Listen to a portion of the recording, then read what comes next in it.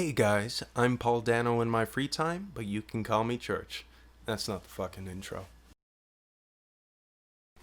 Welcome to the inaugural episode of Church on Monday, a podcast where I talk at you about shit I like. I am your host, guest host, and studio audience, Church. So, today I wanted to start off the whole podcast with just talking about some shit I like. I wanted to start by going down a list of just the top 3 stories that I enjoy in first the medium of cinema, second video games, and then I'm going to go on to some books that I enjoy. Now, if you're coming back, you might be a little surprised that I have decided to swerve exclusively into the audio podcast format, though you shouldn't be, because you might have seen my announcement video and thought, wow, that was fucking terrible. He should really work on his editing skills. And, the lighting was terrible. The script was bad and short. And really, I don't want to fuck with all that. So I'm just gonna stick with the audio portion of it. I may experiment with some flashes of visuals here and there, but really I'm gonna stick with the podcast format for now. I might in the future do some visual podcasts, but I'm gonna really have to practice before I get comfortable with that. Now, I want to go straight into the movies portion of this top 3 list. So I'm going to start at the bottom with my number 3. And these are all going to be pretty subjective. They're just kind of the ones that I enjoy most right now. So this could be a different fucking list tomorrow. But this is just to give you a feel for my taste and establish a baseline for how fucking pretentious I am. So number 3 on my movies is A Knight's Tale. Now that sets the bar pretty low. It does get pretentious quickly after that. But A Knight's Tale, great fucking film. It's one of my favorites, specifically because it's very easy to criticize. You can look at this movie and say it is very derivative. There's almost too much anachronism in it. They've no respect for the time period. They're just telling their fun sports story, basically Renaissance fair style. First off, I want to say I love the fucking Renaissance Festival. I go as often as I can. I don't like to go alone, and it's very difficult to organize anything with my friends when there's not a fucking plague going on. And so I'm probably not gonna go this year, but I do really enjoy the Renaissance Festival. And I'm entirely okay with anachronisms because it takes all these things. It says, I'm derivative, I steal shots from iconic movies, I am anachronistic, and I don't give a fuck. It's just a fun movie with fantastic characters.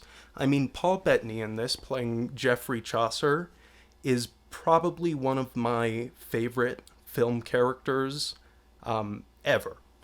The dynamic between him and Will, the main character played by Heath Ledger, is uh, not only hilarious but really touching and honestly kind of beautiful.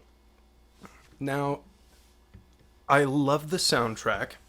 It's just, a fun pop song, hair metal soundtrack that engages the audience. Like that scene where they're at the banquet and they're playing what is it? Golden Years by David Bowie. Just fucking perfect. That shit gets me every time. And they really know how to set up emotional beats. Like, I don't entirely engage with the Change Your Stars narrative or even the love story, honestly, but the way they present it, it's not ashamed to be corny, and I just really enjoy it. It honestly makes me cry by the end.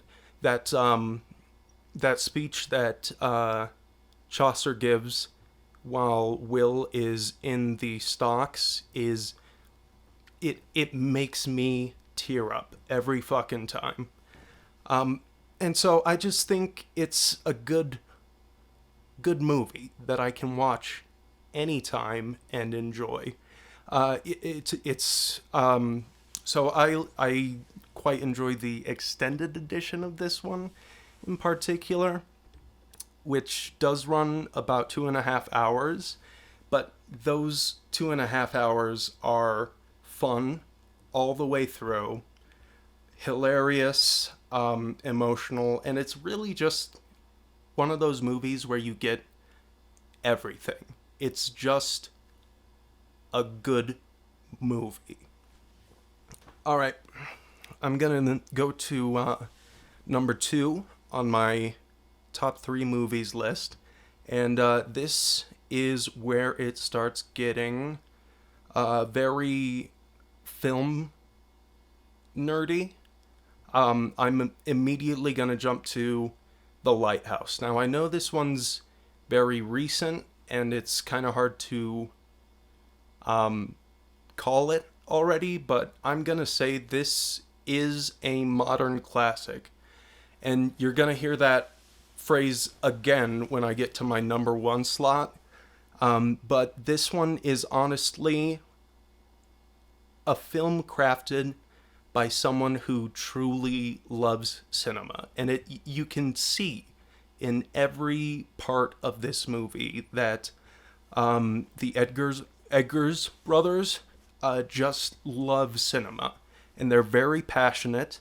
They have this script that is intentionally ambiguous, which can get to be a little much in some cases, but they pull it off outstandingly well. They have their exact vision and they execute it to a T. You can tell in every frame of this movie. The phrase "every frame a painting" should have been made to describe this movie. As much as I love Kubrick, I think he would be jealous of this film in particular. And to get back to the intentional ambiguity of it, of the story and the imagery, I whenever I show this film to someone, I get a new interpretation. And it feels like that's very intentional. People draw from it their current issues, their anxieties. I've gotten interpretations. Like, it's my fucking movie. But I've heard people interpret it as a psychosexual film, as a film about control, about toxic masculinity. I've even seen people just do a surface level reading of two guys going insane together. It's really a powerful statement when you have so many interpretations of the same scenes, of the same overarching story. I find it fascinating. It is in the least a movie that has sparked so much conversation in my life that it's worth the price of admission. It has a distinct and important value that I really appreciate, and that's why it took my number fucking two. Alright, for my number one on movies, I'm going to cheat a bit. I am going to say Blade Runner and Blade Runner 2049. Now, if I'd have to pick between the two, I would pick 2049, hands down. But I include the first one because it is so additive to the story and emotional impact of 2049 that I feel like it would be a disservice not to watch them in conjunction. And the truth is, you can't really go wrong with the beautiful visuals of both movies, the noir style, and the post-humanist ideas of the cyberpunk genre. And really, this is the movie series that articulates all of those things as close to perfectly as they can. I do lean towards 2049 more because the pacing is far more engaging and intense than the original. But if you have patience for a slow-paced detective movie, it's not much of a detective movie, but it is in the noir style. If you have patience for that, it's entirely worth your time. It also has the best monologue in all of cinema there at the end. The Tears in the Rain monologue is an absolute classic, and it really sums up the whole of the ideas that the movie is presenting. So Blade Runner and Blade Runner 2049, number one movie when watched back to back. And you ought to have seen it already. Now, a quick aside before I get into my top three video games. I do want to suggest a TV series. I don't have a list for this, but I recently rewatched Mr. Robot with my mom, and it is a goddamn masterpiece. Those 4 seasons are just absolute perfection, and it really it sticks the fucking landing. It throws you off kilter, it confuses you, and then it sticks the fucking landing like you would have never seen coming. I will say that in season 4 is the single best episode of television I have ever experienced, and I will put that down in writing and sign my name off on it. You should all watch Mr. Robot as soon as possible. Highly suggested. Now, into the video games. Actually, before we move on to the next subject, I do want to address my authority. Why should you listen to my opinion on any of these subjects? Well, on the subject of my authority, I have none. I am just a prolific consumer who likes to talk a lot. So if you have any differing opinions or I get anything wrong, please let me know. We can have a conversation down in those comments.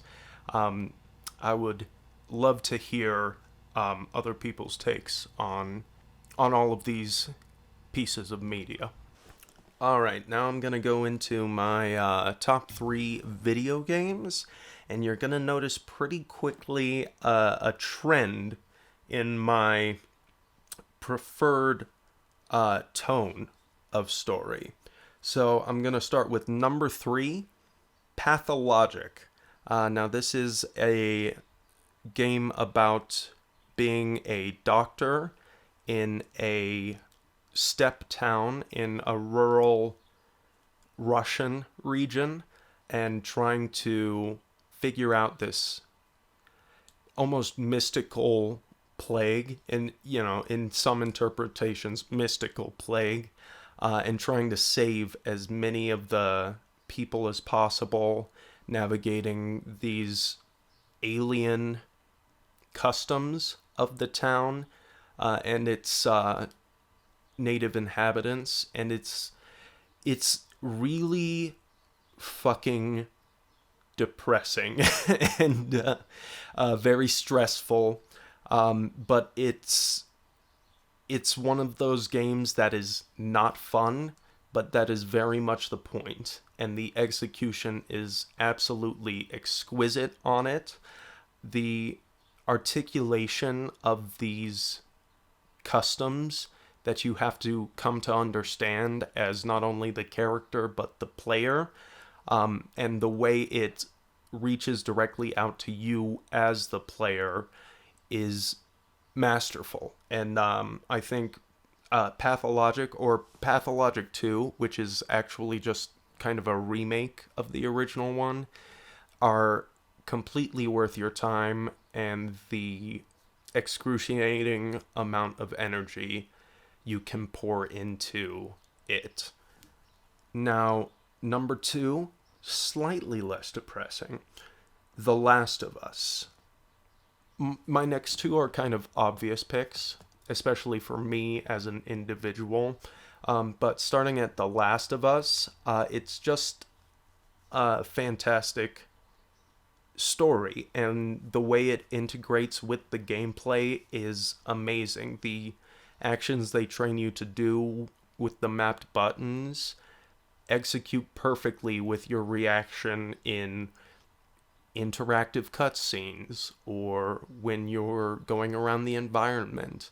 It just trains you to be so immersed in the story that every emotional turn is a gut punch, and you viscerally feel the main character's actions and decisions.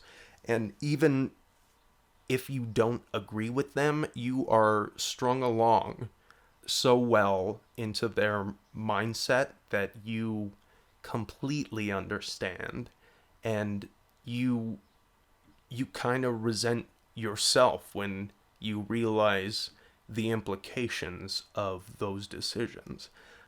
The trope of video game fathers is indeed prevalent around this time in games. In fact, my number 1 is gonna be kind of a collection of this trope. It's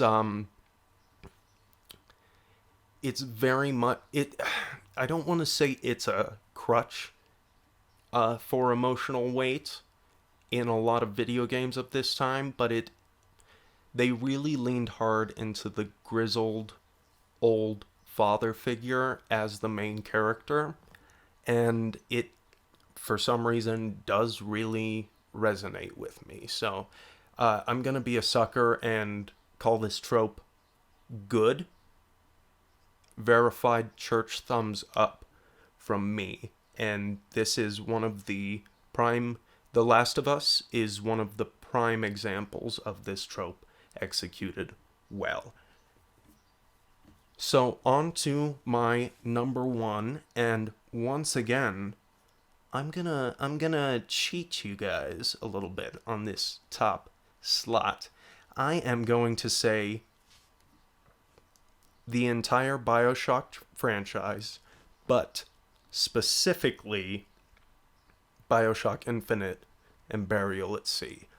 A lot of people hate on this game for the gameplay, and I am the arbiter of this list, so I decided that this is focused mainly on story. I'm not going to get into the gameplay on this one, but I will say that the story of BioShock Infinite it's convoluted. There are plot holes, as there always are, but it weaves this fascinating exploration of a very interesting concept in physics very well. And it anchors emotional beats with pure confusion and a disorienting feeling of, well, fuck, this isn't going where I thought it was.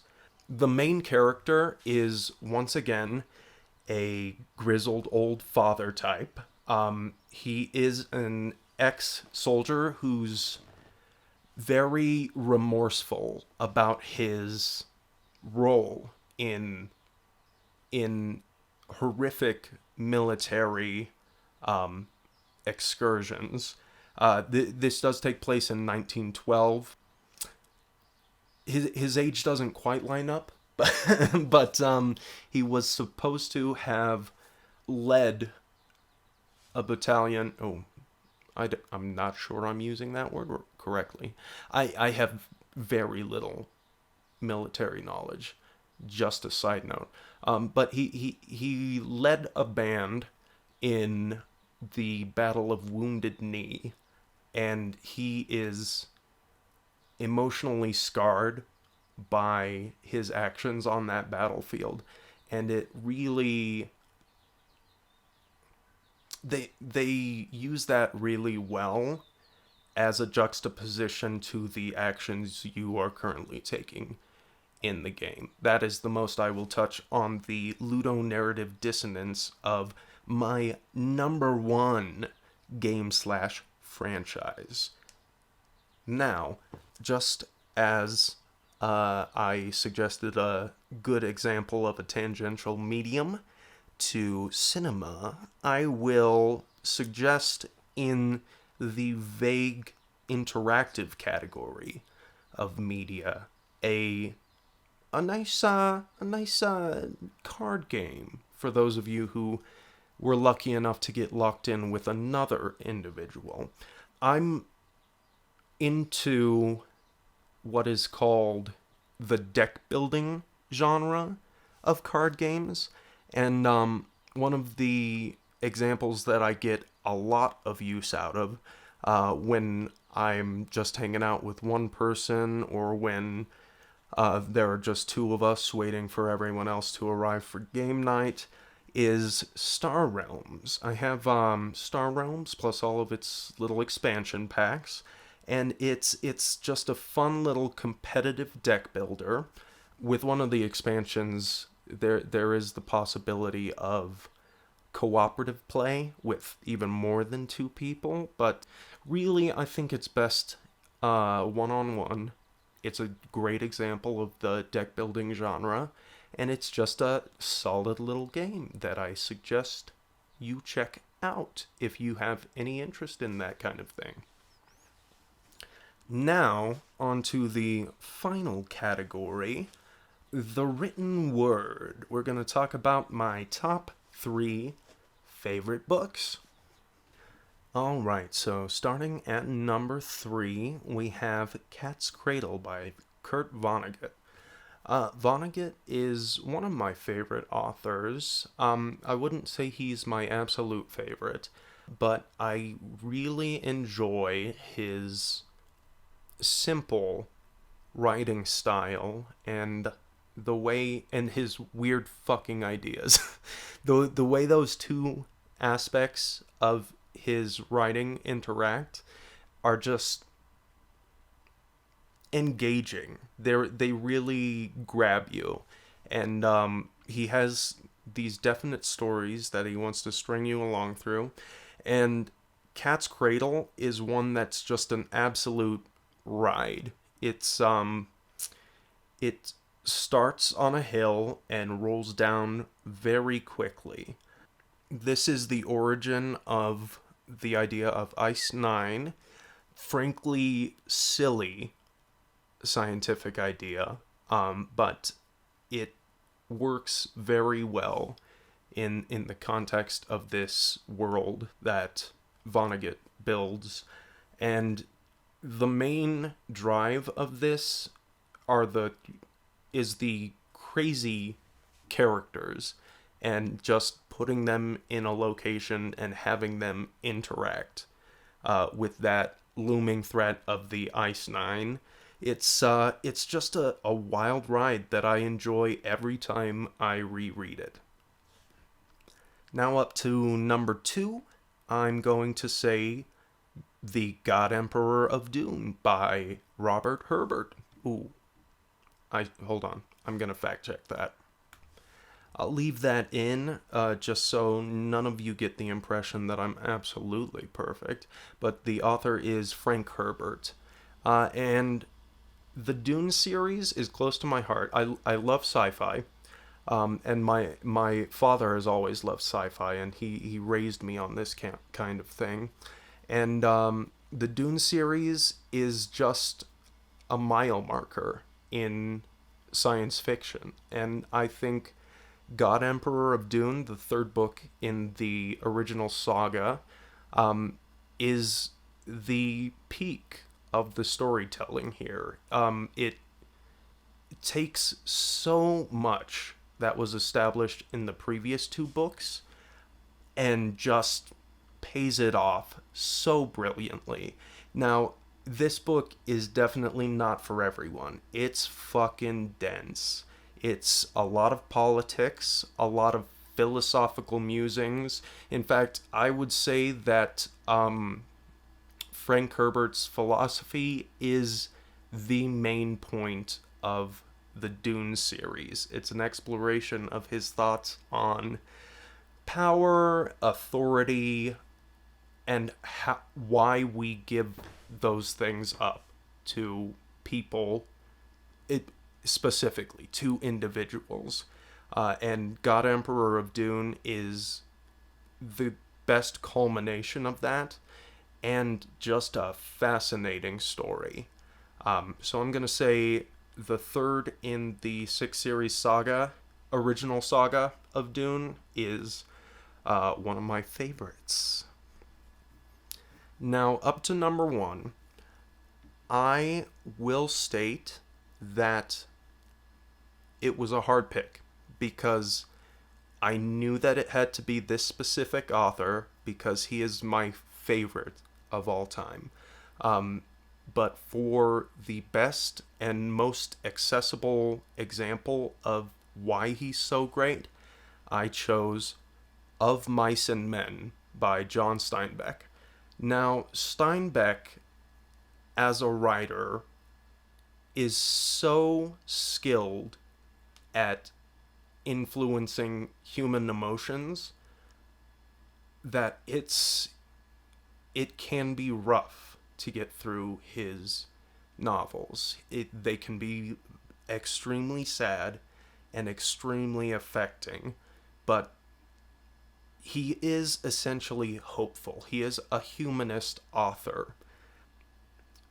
The way he constructs paragraphs, I believe, is on par with the master himself, Hemingway, just in the way he knows how to use concision. He knows how the reader will pace certain sentences, certain words even, and he utilizes that to beautiful effect that just fucking makes me tear up every time. Every one of his novels has me crying at least once in it. And this one is one of his shorter novels.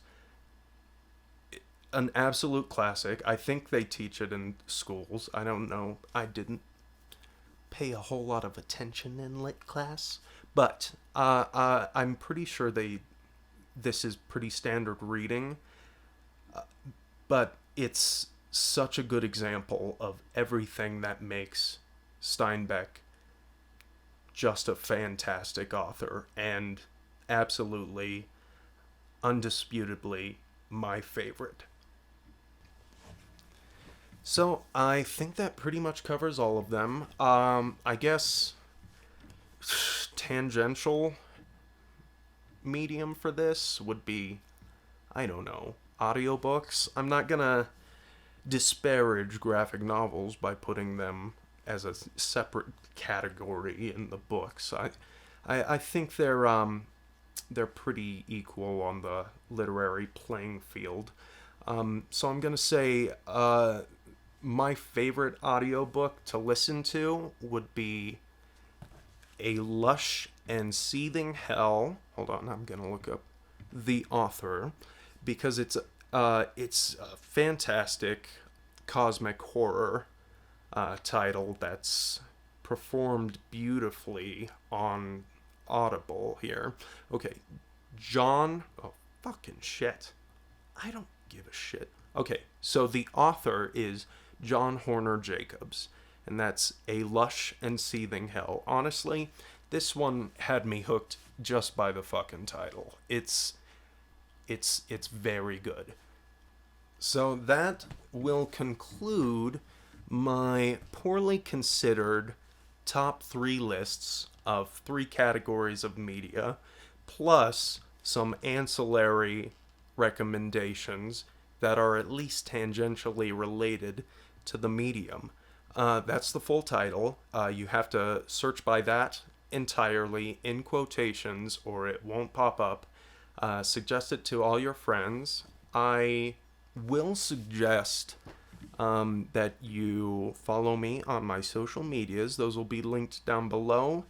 On both Instagram and Twitter, I am at its_just_church. That's It's Just Church. I will have those down below. Also, if you want to email any questions or topic suggestions, pictures of your pets, I will have my email address down below, and that's going to be churchonmondayspod@gmail.com. So if you want to let me know about anything, make suggestions, have questions, I will probably feature them in the next episode. I've got to figure out segments and shit for this, but, I'm just kind of playing it by ear. No one's really, telling me what to do here or supporting me or,